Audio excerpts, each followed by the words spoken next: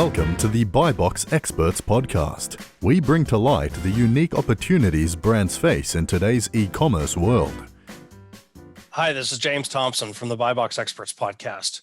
Today's episode is part of a special series of interviews that we have done to dive deeper into the recent phenomenon of private equity companies and FBA aggregators investing in private label brands that are leveraging the Amazon sales channel. As part of this series, we interview a wide range of investors, brokers, consultants, and entrepreneurs that have recently sold their private label brands. We peel back the layers on what's happening in this new investment space and look at how private label brands are finding financial success through the building and eventual sale of their online businesses. For 3 weeks, from mid-February through early March, we will release a new episode every weekday on this topic. Sit back and enjoy today's episode. Hi, I'm James Thompson, one of the hosts of the BuyBox Experts podcast. I'm a partner with BuyBox Experts and the former business head of the Selling on Amazon team at Amazon, as well as the first account manager for the Fulfillment by Amazon program. I've written a couple of books about Amazon, including the recent book, Controlling Your Brand in the Age of Amazon. Today's episode is brought to you by BuyBox Experts. BuyBox Experts takes ambitious brands and makes them unbeatable. When you hire BuyBox Experts, you receive the strategy optimization marketing performance to succeed on Amazon. While we work with brands, we also support investors with due diligence services. Go to buyboxexperts.com to learn more. Before I introduce our guest today, I'd like to send a big shout out to the team at Disruptive Advertising. For off-Amazon advertising, Disruptive Advertising offers the highest level of service in the digital marketing industry. Focusing on driving traffic, converting traffic, and enterprise analytics, Disruptive helps their clients increase their bottom line month after month. Go to disruptiveadvertising.com to learn more. Today, our guest is Idan Barzilay, the founder of Bnext, a private label brand of virtual reality headsets and toys for kids. After growing this business over 2 years on Amazon, eBay, Sears.com, Walmart.com, and other channels, Idan sold his business in 2020 to an FBA aggregator. We welcome Idan today to the BuyBox Experts podcast to learn more about his journey from idea to sale. Idan, thanks for joining us today. Thank you for having me. I'd like to start with the question around these private label Amazon businesses. They're a very hot commodity today. They've been around for 20 years since the start of the Amazon marketplace. What do you see as happening that's created all this new interest around investors jumping in and buying FBA private label businesses? That's a good question. I can only, speculate, and also out of my experience, but like what happened in the market in general. So I'll start with the general concept, Please. which I think contributed to the rise of these businesses. Is actually even before the Corona, there was a shift of interest to into the e-commerce market and niche. And I think the Corona kind of made many people understand that online marketing and e-commerce is the future. Besides the fact that it forced people buying more online because they need to stay home. It also made another impact that will last longer. They, in a way, made people that never tried buying online, that are used to buying offline, try it for the first time. So even after the Corona, and right now we have the vaccine, so we all hope it's going to be over soon.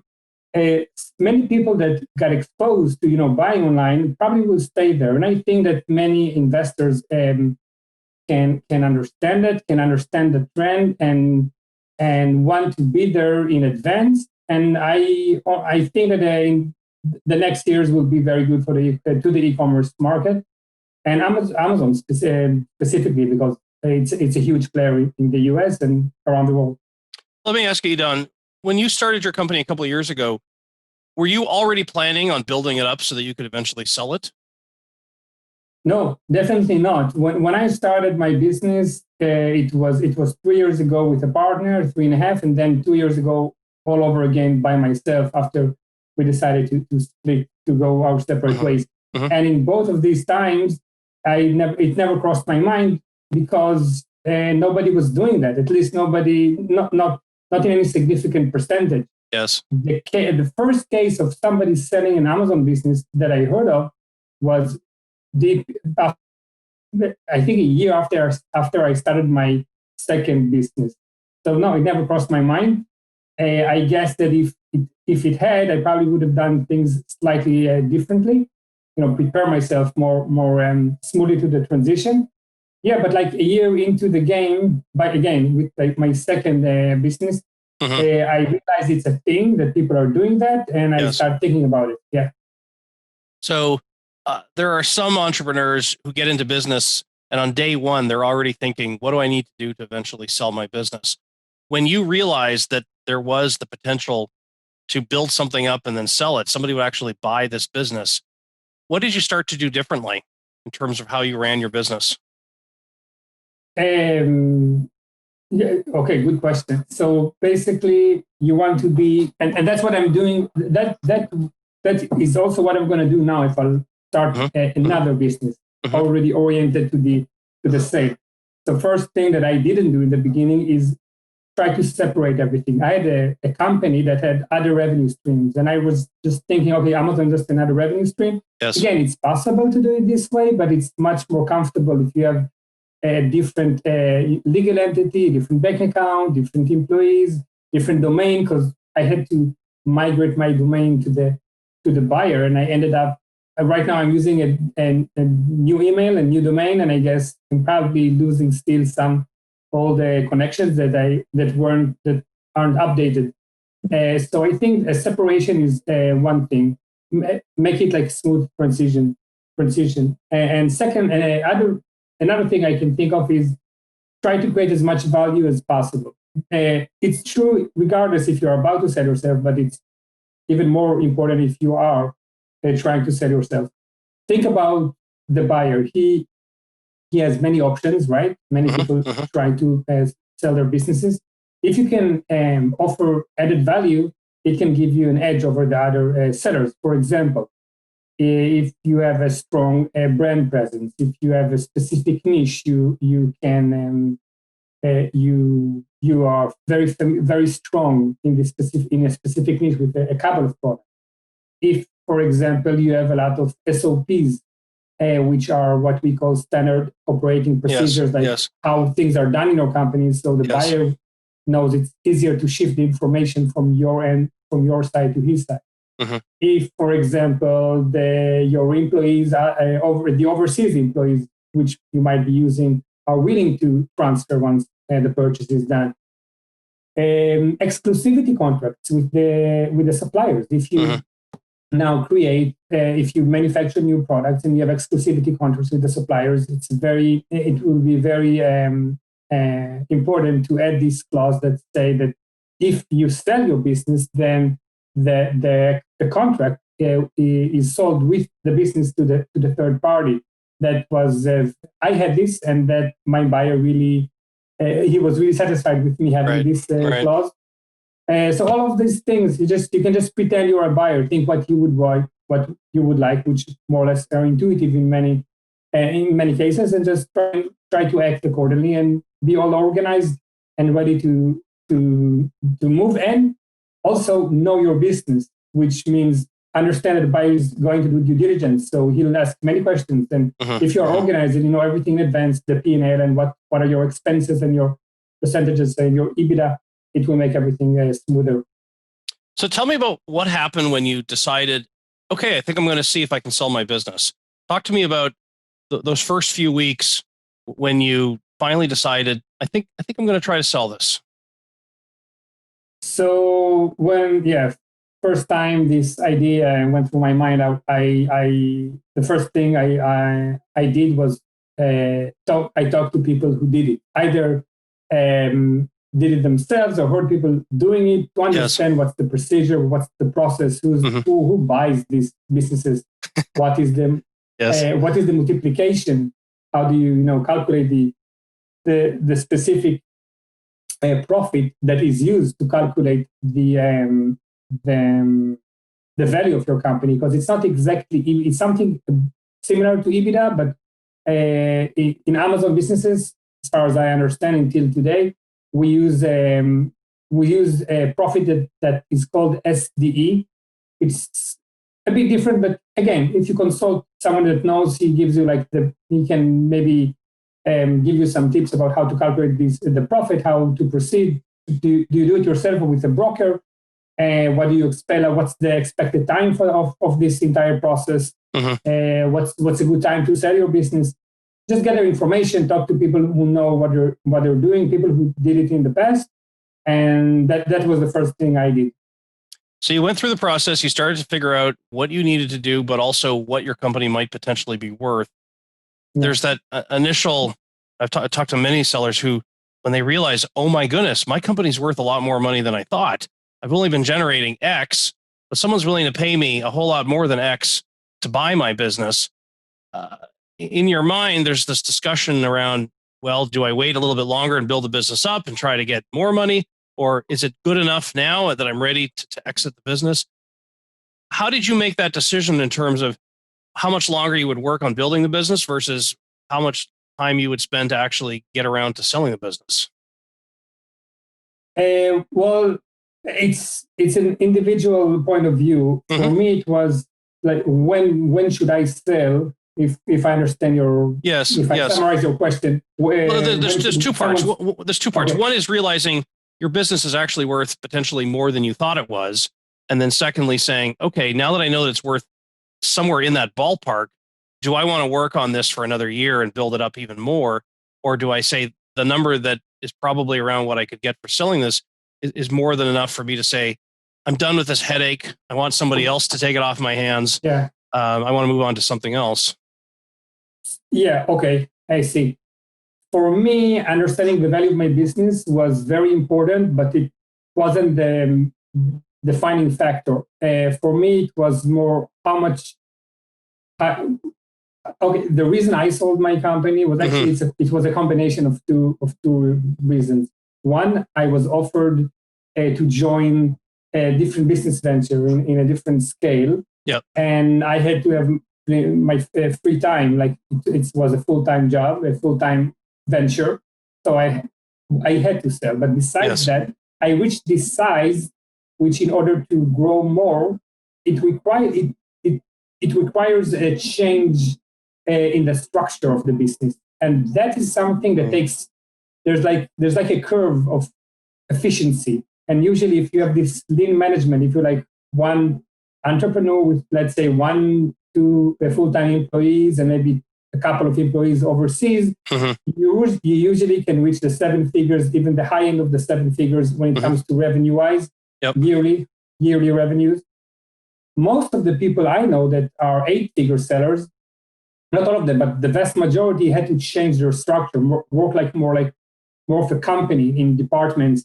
And it's something you need to understand. It takes an extra time and more expertise in management than, being an entrepreneur or, launching new products. So for me, it was the combination of both. I reached the mid-range of the 7 figures revenue-wise, and I had to sell because I had to have some free time. So I just said, let's do it now. And if I were to stay and try to increase my revenues, I probably would have had to change the structure of the company. It would probably be more like time consuming and much more effort, which I would obviously do eventually, but it felt like the right time to capitalize on the potential. And you can also restart. You can always reboot and do it again in a bigger scale once you have the cash out and you have the funding and the know-how to do it. One of the things that I've seen with brands that have been recently sold to some of these investors is that the investors come in and they put not only a lot more staff on the business, but they're also in a position to invest more heavily in marketing dollars, looking for ways to help the brand spend to grow versus bootstrapping everything and saying, well, we only have so much money to keep doing what we're doing.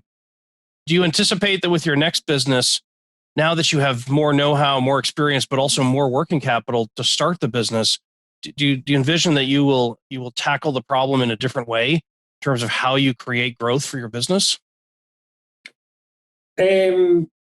Yes. Well, the main issue I had when I had my business was the cash flow. I think like many people, because if you always want to grow, Mm-hmm. in a way, sometimes you always have these cash flow challenges. Mm-hmm. And I think that one of the things that one of the impacts it had was lack of inventory in crucial moments. And the lack of inventory can cause one of the following two things: either you are out of stock and you just don't sell and you lose revenues, or like what I did, which you compensate by shipping things, shipping products in express in express shipment Yes. instead of by sea, which Yes. cost much more. So I actually ended up calculating how much I spent for these air shipments, and I was thinking, oh my God, if I had the cash flow to fund this inventory and ship it in advance by sea, could have saved a fortune. So I guess for your question, what I would do differently is I would probably handle the inventory better, because now I have, again, more cash flow. And I'll probably be able to capitalize this in a more efficient way. That's one of the very basic things bigger companies do when they purchase you is or reorganize your supply chain management and inventory based on their capital and their cash flow, which is usually not that limited as yours. Mm-hmm. I'm not certain they're doing better work when it comes to PPC and other general efficiency. Usually Amazon entrepreneurs really know how to do their job, but the cash flow is the problem. So the first thing they change and they improve is this when they buy. So let's go back to the process of when you were at the point that you said, okay, I think I'm going to sell my business. Talk to me about the kinds of consultants or advisors that you reached out to actually get the paperwork ready, to actually get your business prospectus ready. Did you use a broker? Did you use other types of consultants? Yes, I use a broker. I used Fortunate. It's a broker based in an Israeli-based broker. Mm-hmm. I talked to people before about like recommended ways to sell. I decided to ask around like out of experience, and yeah, I'm very happy with the choices I made. And when it comes to a broker and the lawyer is another service provider you require when you do this, when you're getting this sale process, and an accountant that knows taxation, especially between different countries, because I'm selling from Israel to a company in a different country. So yeah, I was just like gathering the right people around me, the people who already did it in the past, and I was satisfied. And still am. Did you end up needing to work with a sales tax advisor or an estate planning advisor, someone who could help you make sure you got the most dollars out of what you were paid, but also make sure you didn't have any tax liabilities from your company? Was there anything like that you had to address? Yeah, partly. The thing is that my accountant is he's a tax advisor also. So he knows taxation. Yeah. So I just had a couple of minutes with him. He told me what I should do. He actually asked to see my the contract, the purchase contract. It's when you sell an Amazon business, many times it's just the asset. It's not the company itself. So it's APA. Asset purchase agreement, something like that. Yes. So he was going through it. He was looking for all those clauses, and he gave me advice when it comes to taxation, to taxes. Yeah. Did you end up evaluating multiple brokers before selecting one, or had you been introduced to the broker you ended up using? I personally didn't. Okay. We kind of knew the broker personally in advance. So I kind of trusted them. Yes. But looking back, I'm very happy, very pleased with my choice. I would have chosen them again. Okay, so you picked a broker. Tell us what happened in the next 4 to 8 weeks. Once you engaged with a broker, what happened in terms of getting your business ready to go to market? Oh, it depends on the broker. With this specific broker, they ask for a lot of information. It was like a month and a half of just asking for more and more information, more and more reports. Yes. I didn't even know exist, and I allegedly I'm supposed to be like an expert when it comes to Amazon, but all those small reports you never download, you never generate. At a certain point, it was a bit too much, and it was a bit exhausting. So at a certain point, I just replied them. I CC'd my employee and I told him from now on, just talk directly to him. I'm done. I cannot find time to do this any longer. Yes. But at least the final result was impressive. I got this presentation of my business, the one they sent to the potential buyers that it was great. All the information I could ever, think, dream of, and actually information, even a little bit of information I didn't know about my company, which was interesting. So that was like the first 4 to 6 weeks. Okay. Once everything is done, then they start sending it out to potential buyers. So I want to split apart the happy surprises and the unhappy surprises that you experienced while going through this process. You talked about there was information that you needed to pull that you didn't even realize about your business. Were there other steps in this process that you found unexpectedly harder than you anticipated? Yeah, I had a personal case which I don't think will repeat. But I submitted the reports in January this year, beginning of this year. Yes. In January, and then in February it was already good to go to other buyers. And in the middle of February, a buyer wanted to see the presentation. He asked for the presentation. He saw it. He said, "I want to be the guy behind the business." We had a Zoom meeting, and he already said, "Okay, we're interested in purchasing you." He made an offer the following day, which I accepted. Mm-hmm. And we formed an LOI. And then in the end of the month, just before we signed it, or just the day we were supposed to sign it, Corona hit Israel in the end of February, and and his investors pulled out. In the end, it was so that was like maybe a bad surprise, but I don't think it would happen again. And another bad surprise that I encountered was the fact that I forgot a lot of expenses, not the last one, but one major one in the P&L, because I was looking at the bank account, and one of the expenses came from a different account, like a PayPal account, which I forgot existed.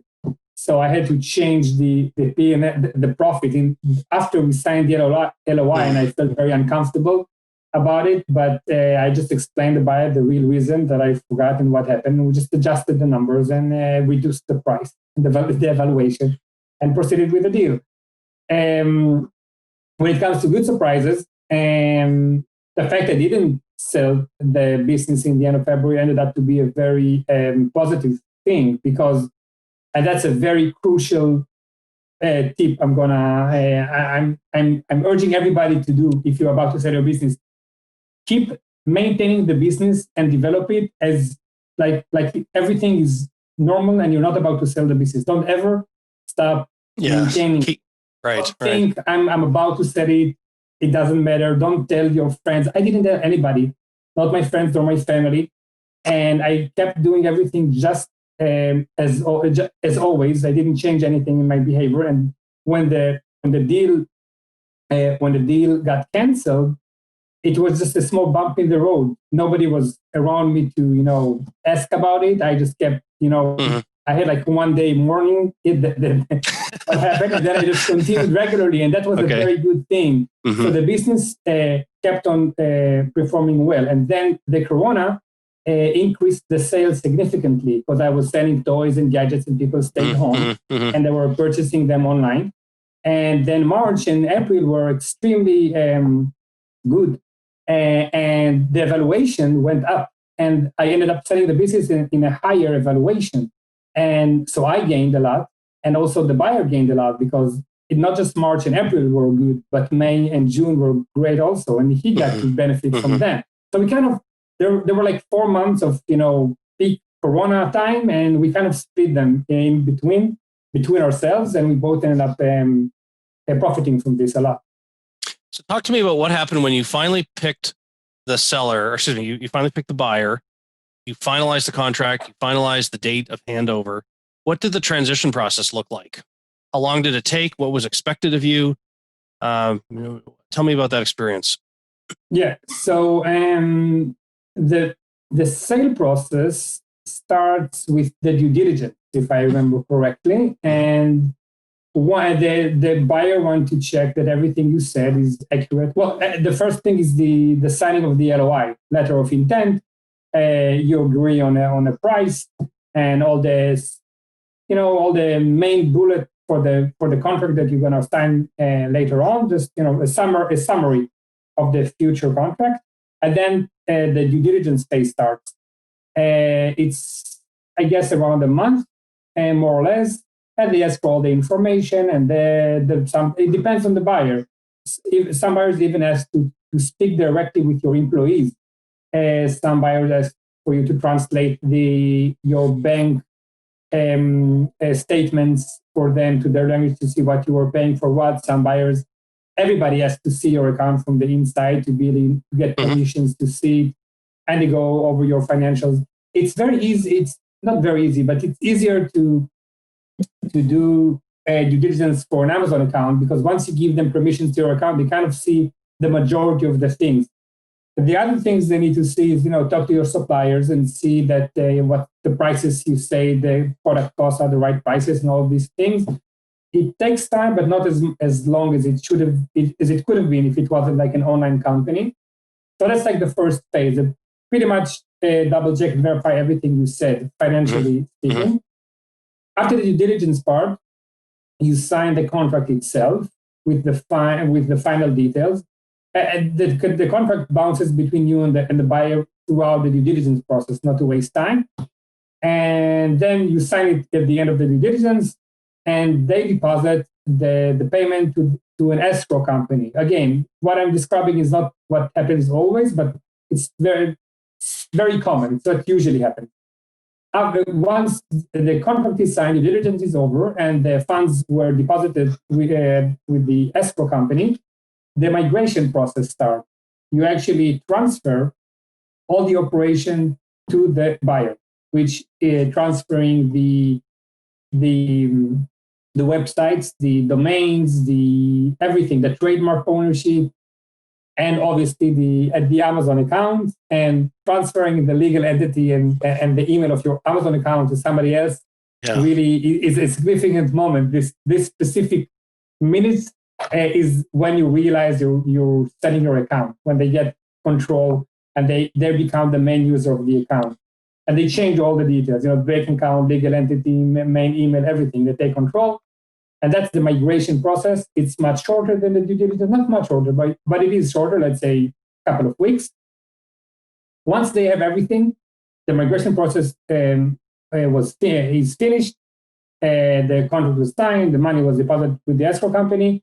Now they just want a short period of time, a week, which is called inspection. In this inspection period, they just want to make sure once they have the wheel, nothing dramatic happens, nothing that you weren't fabricating results in any artificial way. But it's a very short process. It's, let's say, a week.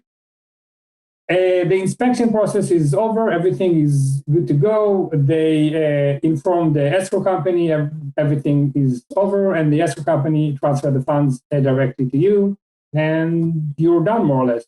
Sometimes they ask, even most of the time they ask you to have like a pool of hours where you can escort them if they have questions. Right. Naturally, I didn't mind, and I think I ended up supporting them much longer than they required. They asked for in the contract, and that's it. And you're done. It takes you a while to stop looking at the account, because in the beginning you still have permissions to they want you to have permissions to see it, because they want you to tell them if something is wrong, if you think something is wrong. And in the beginning you check it all the time, like you used to, like 4 or 5 times a day, and then gradually and slowly you start checking it less and less until you realize it's not yours anymore. I have so much time on my hands now. I don't have to spend my time in Seller Central. What are you going to do? Exactly. So in light of this experience, this is the first time you've sold an Amazon business. What advice would you give to someone who's starting off building an Amazon business today? In light of what you saw, and granted it's one experience, but in light of what you saw, what would you tell people to do differently than what you did, so as to make the process of building something up that's worth selling and then making that sales process smooth? What are all the different things you do differently? So I think more or less mentioned them throughout this conversation, but I'll summarize them again. So try to be as organized as you can. Like everything is separated. This business is like by itself, domains, bank accounts, and everything. Try to concentrate on extra value to your products, which is if it's a specific niche or an expertise, create as much value as you can when it comes to contracts, Right. the SOPs, exclusivity, everything, and obviously have a trademark registered. Uh, I actually registered my trademark not only in the US but also in Europe because I was sitting in Europe, and also in China because you have those cases where the Chinese starting to can give you a hard time if. But as long as if you have it registered in many countries as possible, it will be better.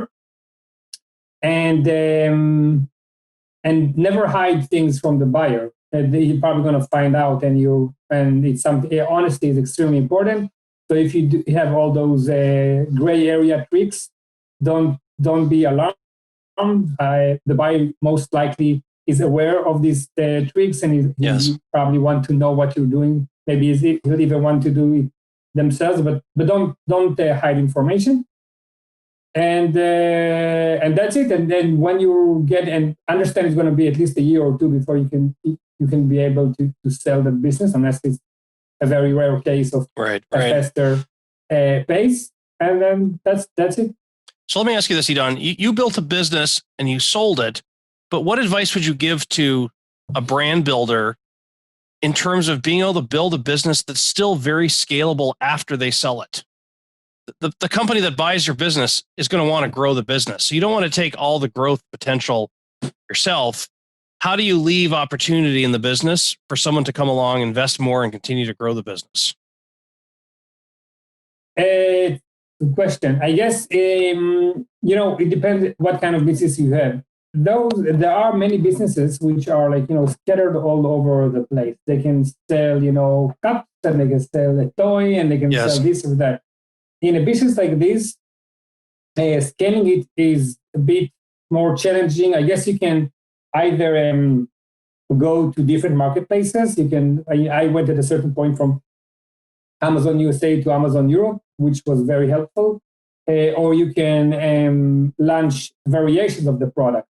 That's more or less, I think, what you can do if you are this kind of business. If you're the kind of business which has an expertise in a specific niche, and I knew someone who was doing just that, so let's say you have 10 products in a specific niche in the kitchen, you probably have in mind the next 4 products that should be launched. I assume you do, because that's your niche, that's what you think and breathe. So just try to describe them and maybe have some numbers and figures that show this to the buyer, and that will be also an added value if you give him a short roadmap of what the future holds, and I'm doing this and that, and I'm probably gonna, if I were to stay in the business, I will do this and that. It should increase the business by 10%, by 20%, and just hand it over to the buyer. And I think it will be extra value for the buyer. It's easier if you have a specific expertise, this kind of technique. What do you want to see from this brand that you've sold? What do you want to see in the future?